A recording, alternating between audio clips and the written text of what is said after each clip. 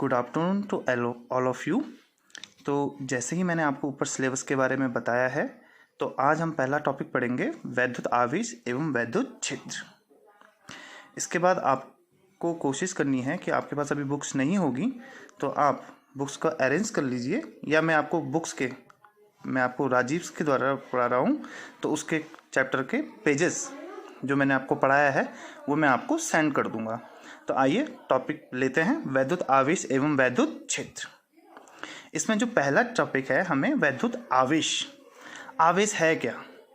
तो ईसा से 600 वर्ष पूर्व यूनानी दार्शनिक थेल्स ने देखा कि यदि अंबर नामक पदार्थ को रेशम, बिल्ली की खाल से रगड़ा जाए तो उसमें कागज के नन्हे नन्हे या छोटे छोटे टुकड़ों को अपनी ओर आकर्षित करने की क्षमता आ जाती है। आपने देखा होगा, आप इसको प्रयोग को घर में कर सकते हैं। आप कंघी को लेके अपने बालों को थोड़ी देर तक रगड़ने के पश्चात उसको कागज़ के टुकड़ों के पास ले जाए तो वो भी, या स्केल को भी ले सकते हैं आप, उसको भी स्केल या कंघी को अपने बालों से रगड़ने के पश्चात आप उसको कागज़ के टुकड़ों पर ले जाएं तो वो उसमें भी कागज़ के छोटे छोटे टुकड़ों या छोटे छोटे पार्टिकलों को अपनी ओर आकर्षित करने की क्षमता आ जाती है।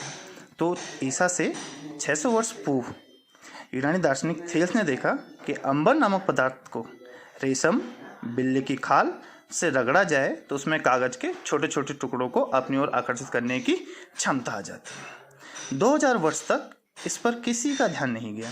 सन 1600 में क्वीन एलिजाबेथ के डॉक्टर गिलबर्ट ने देखा कि अंबर एवं रेशम के अलावा सीसा, चमड़ा, गंधक, एबोनाइट, लाख आदि वस्तुओं को भी रगड़ा जाए तो उनमें हल्की हल्की वस्तुओं को आकर्षित करने की क्षमता आ जाती है। तो सन 1646 ईस्वी में सन टॉमस ब्राउन ने इस अज्ञात कारण को, जिसके कारण किसी वस्तु को रगड़ा जाए तो उसमें दूसरी वस्तुओं को आकर्षित करने की क्षमता आ जाती है, उन्होंने उसे विद्युत नाम दिया। तथा जिन पदार्थों में या जिन वस्तुओं में ये गुण आता है उसे उन्होंने विद्युन्मय पदार्थ कहा, और इस विद्युत को घर्षण विद्युत किया। और जिस गुण के कारण वस्तुओं को आकर्षित करने की क्षमता आ जाती है उसे उन्होंने आवेश का नाम दिया। तो अब आवेश दो प्रकार के होते हैं, धन और ऋण आवेश। तो सबसे पहले हम एक प्रैक्टिकल जो किया गया था इस आवेश की पहचान के लिए, वो हम बात करते हैं कि आवेश है क्या।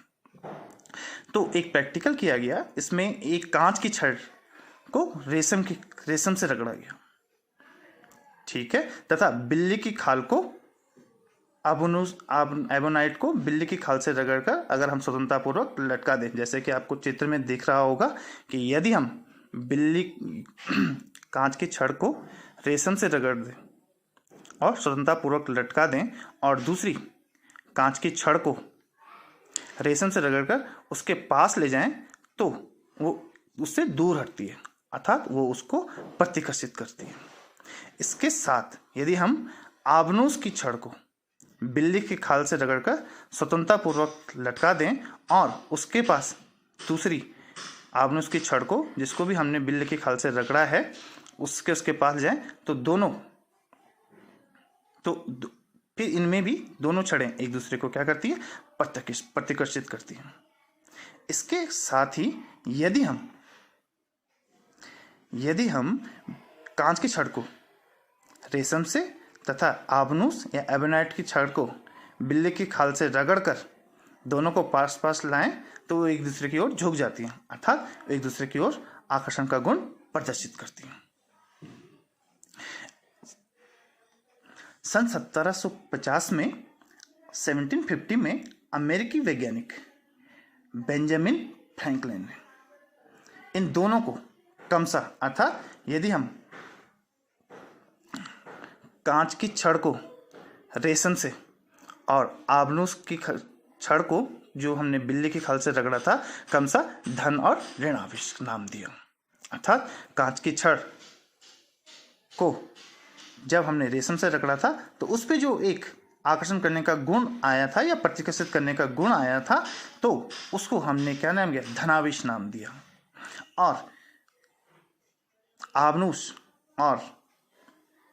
आबनूस जिसे हमने बिल्ली की खाल से रगड़ा था, उस पे जो आवेश उत्पन्न हुआ था उसे उन्होंने ऋणावेश का नाम दिया।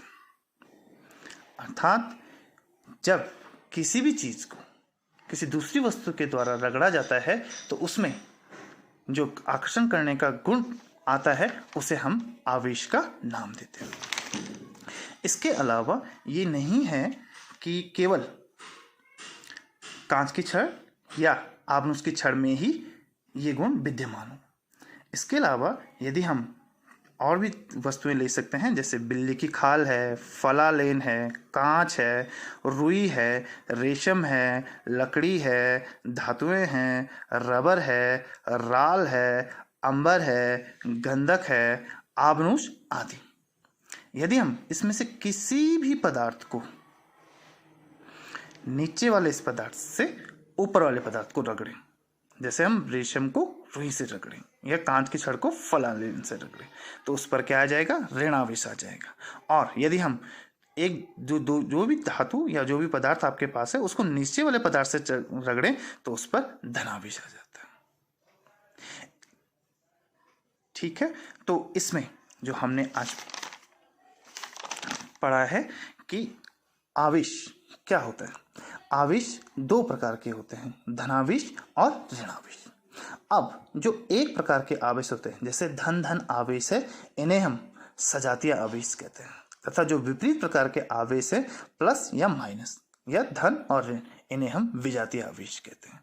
तो जो सजातीय आवेश होते हैं, अर्थात प्लस प्लस या माइनस माइनस, ये एक दूसरे को प्रतिकर्षित करते हैं। ये जो हमने देखा था कि आबनूस की छड़ को जब बिल्ली की खाल से रगड़ा गया था और दूसरी आबनूस की छड़ को भी बिल्ली की खाल से रगड़ा, जब इनको एक दूसरे के पास लाए थे तो ये एक दूसरे से दूर हट रही थी, अर्थात ये प्रतिकर्षण का गुण दिखा रही थी।